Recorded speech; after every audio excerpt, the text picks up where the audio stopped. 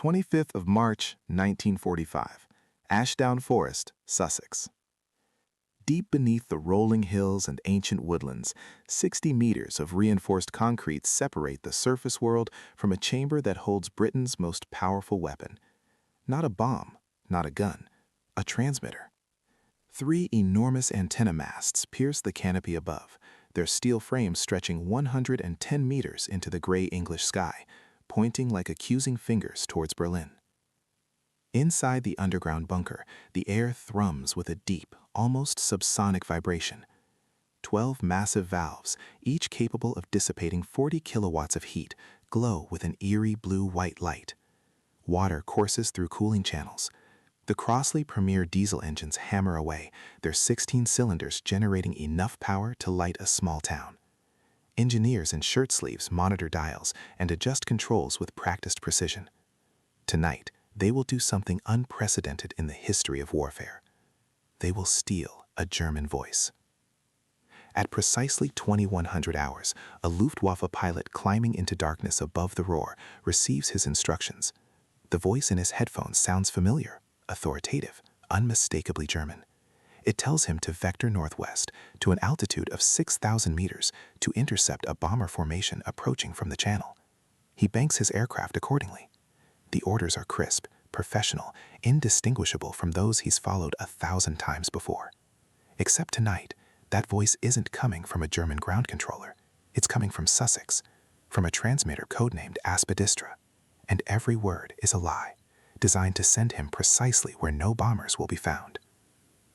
This is the story of how Britain turned Germany's own radio network into an instrument of confusion, deception, and psychological warfare. And it worked because the Germans could never be entirely certain which voice was real. The problem that demanded Aspidistra's creation was brutally simple. By 1940, Nazi Germany had constructed one of the most sophisticated propaganda machines in human history. Joseph Goebbels understood what he called the 8th great power of radio broadcasting. The Volksempfänger, the people's radio, sat in millions of German homes, a deliberate tool of indoctrination, produced cheaply to ensure maximum penetration. German military broadcasts coordinated defensive operations across occupied Europe. Night fighters received vectors from ground stations. U-boats took orders via powerful transmitters. The entire Reich operated within an information ecosystem the Nazis controlled. Absolutely. Britain's existing countermeasures proved woefully inadequate. The BBC could broadcast to Germany, certainly, but listeners knew it was the enemy. The penalty for listening to a Feindsender, an enemy station, ranged from imprisonment to execution. Even those brave enough to tune in recognized British programming immediately. What intelligence services desperately needed was something more insidious. They needed to become the enemy, to speak with German voices on German frequencies using German call signs embedded within German broadcasts so seamlessly that listeners wouldn't recognize the deception until the poison had already worked its way into their minds. Traditional jamming offered no solution. Overwhelming a German station with noise would simply alert everyone that the broadcast was under attack. The Germans would change frequencies, alter procedures, warn their forces. No, what was required was something far more subtle, a way to hijack the German network, not by silencing it, but by becoming it, to insert false information that seemed to originate from trusted sources, to whisper doubt and confusion directly into the ears of soldiers, sailors, and civilians who believed they were hearing their own people. The technical requirements seemed impossible. The transmitter would need power enough to overpower German stations across occupied Europe. It would need the ability to change frequency rapidly, something medium-wave transmitters simply couldn't do. And it would need to be built, installed, and operated in absolute secrecy whilst Britain fought for its very survival. The solution began not in Britain, but America. In 1932, an entrepreneur named Powell Crosley Jr. conceived of a radio transmitter unlike any built before. 500 kilowatts of raw broadcasting power, 10 times stronger than any station in the United States. RCA designed and built the monster for Crosley's WLW station in Newark, New Jersey. By May 1934, it was on the air, reaching half of America after dark, commanding advertising rates of $1,200 per minute. Then, the Federal Communications Commission, pressured by furious competitors, imposed a 50 kilowatt power limit on all American stations. RCA's magnificent transmitter became worthless overnight, except to someone who didn't operate under American regulations. Britain's Secret Intelligence Service purchased the transmitter for £165,000 in 1941. Harold Robin, an engineer of exceptional skill and determination, received orders to install and commission it with great urgency. The location chosen was King's Standing near Crowborough in East Sussex, elevated 195 meters above sea level on Ashdown Forest.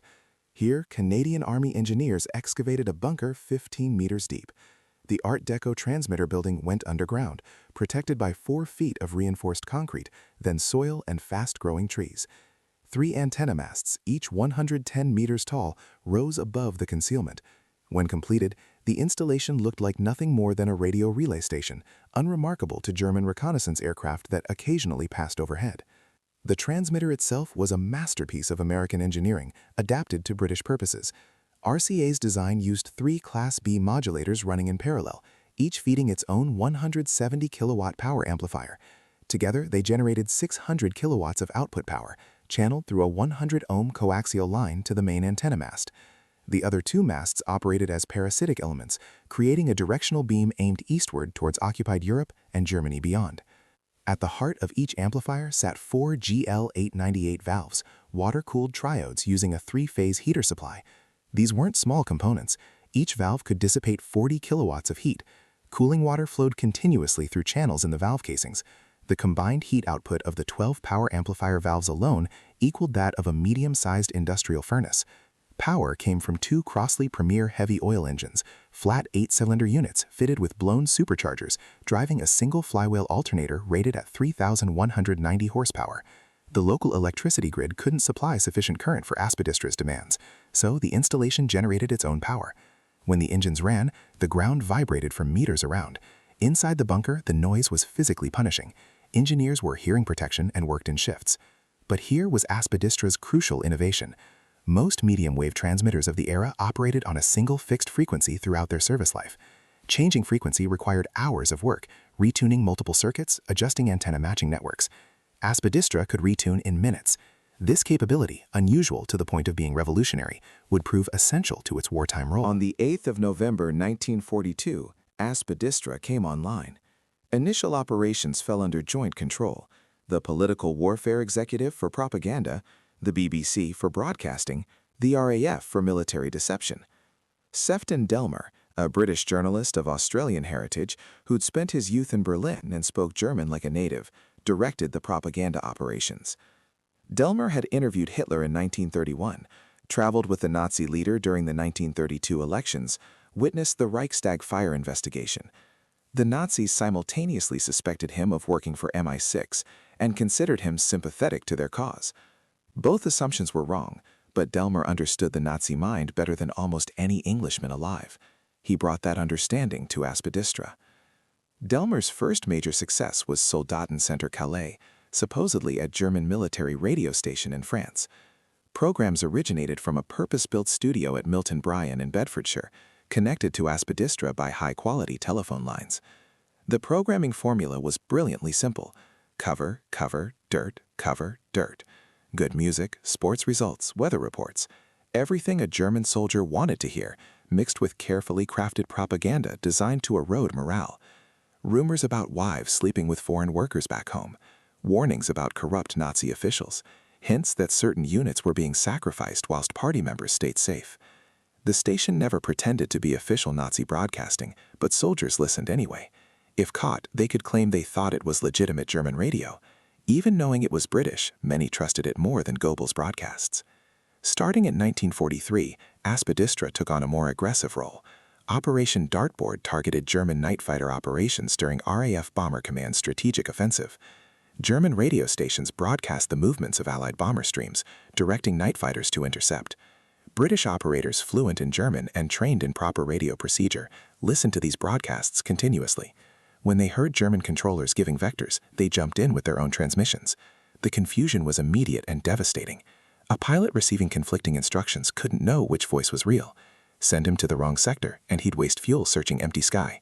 Direct him to land, and he'd be out of the battle entirely. When the Germans switched to female controllers to counter the impersonation, Britain recruited German-speaking members of the Women's Royal Naval Service and continued the deception. But Aspidistra's most audacious operations began on 25th of March 1945 as Allied forces pushed deep into Germany. The intrusion operations exploited a vulnerability in the German broadcasting network. During air raids, stations in target areas shut down, to prevent bombers using their transmissions or radio direction finding. However, most German stations were networked, broadcasting identical content. When a station went silent, Aspidistra would begin transmitting on its frequency. Initially, it simply relayed the German network broadcast received from stations still operating. German listeners heard no interruption. Their local stations seemed to be functioning normally. Then, smoothly, the British operators would begin inserting false content into the broadcast. The first intrusion occurred on the night of 25 March 1945. On 30th March, Aspidistra hijacked the Berlin and Hamburg stations, broadcasting a warning that the Allies were spreading confusion by sending false telephone messages from occupied towns to unoccupied areas. The irony was exquisite. On the 8th of April, the Hamburg and Leipzig frequencies carried warnings about forged banknotes in circulation. On the 9th of April, announcements encouraged civilians to evacuate to 7 bomb-free zones in central and southern Germany. All of the announcements were false. All appeared to come from official German sources. German authorities quickly realized what was happening and issued their own warnings. The enemy is broadcasting counterfeit instructions on our frequencies. But how could they convince people to ignore official-sounding broadcasts on official frequencies? The resulting confusion was, in the assessment of one German official, causing considerable misunderstandings and great unrest among the population. Germany had nothing comparable to Aspidistra. Their Goliath transmitter was more powerful, true, but it was used exclusively for radio telegraphy communications with U-boats, not broadcasting. No German station could match Aspidistra's combination of power and frequency agility. The Nazis had built an information system designed to control their population. They never anticipated someone would hijack it from the outside. The Americans operated similar programs, but nothing with Aspidistra's sophistication. Radio 1212 provided a comparable service to American forces, yet it lacked the power to truly impersonate German domestic broadcasting.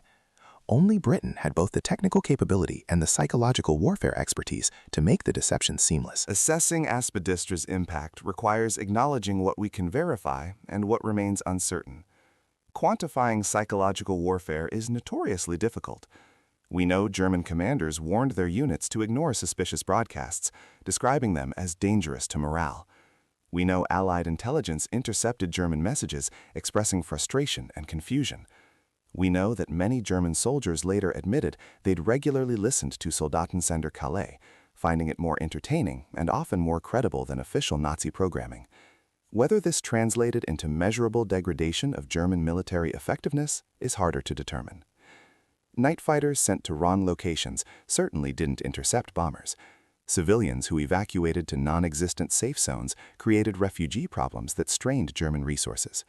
The cumulative effect of doubt, confusion, and mistrust in official communications had value, even if we cannot assign it a precise numerical measure. After the war, Aspidistra continued operating until the 28th of September 1982, used exclusively by the BBC for external service broadcasts to Europe. Harold Robin, the engineer who'd installed the transmitter 40 years earlier, had the honor of switching it off for the final time. The installation was dismantled in 1984. Several GL-898 valves and one of the 3 massive RF output coupling coils were saved by Foreign and Commonwealth Office engineers and placed on display at the Orfordness Transmitting Station in Suffolk. A small plaque explains their origin. The underground bunker was repurposed as one of 17 sites designated for government use in the event of nuclear war. Later, Sussex police used portions of the facility. Today, only those few preserved components remain of the machine that once projected British deception across occupied Europe. Return to that night in March 1945. Return to that Luftwaffe pilot circling in darkness, listening to voices he trusted because they sounded like his own people, speaking his language, using his procedures. He doesn't know that 60 meters beneath an English forest, engineers are watching dials and adjusting frequencies. He doesn't know that the voice in his headphones originated in Milton Bryan, traveled down telephone lines to Sussex, and erupted from antenna masts with enough power to overwhelm every German transmitter within range. He only knows what he hears, and what he hears sounds real. That was Aspidistra's genius, not the engineering, remarkable as it was, not the 600 kilowatts of power, or the rapid frequency changing, or the directional antennas. The genius was understanding that the most effective deception is the one that sounds exactly like truth. Germany built a system designed to control information. Britain turned that system against itself, whispering lies that sounded like orders, broadcasting confusion that seemed like news, creating doubt in the one thing an authoritarian state cannot tolerate: uncertainty about which voice speaks with authority. In the history of electronic warfare, few weapons have been as elegantly conceived or as ruthlessly effective. The Germans could hear it, they could warn against it, but they could never be entirely certain, listening to their own radios, whether the voice they heard was truly their